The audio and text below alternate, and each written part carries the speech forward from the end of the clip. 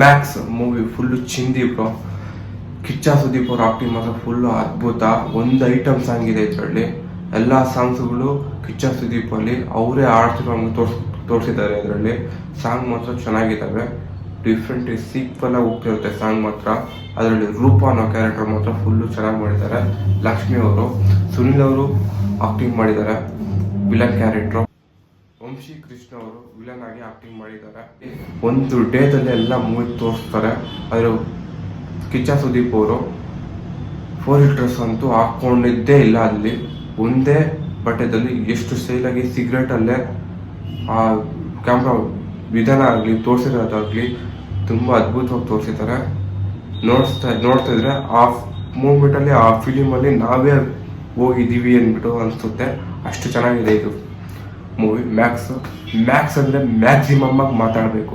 ಈ ವಿಡಿಯೋ ನೋಡೋದಕ್ಕೆ ಧನ್ಯವಾದಗಳು. ನ್ಯೂ ಮೂವಿ ಅಪ್ಡೇಟ್ಸ್ಗಾಗಿ ಸಬ್ಸ್ಕ್ರೈಬ್ ಮಾಡಿ.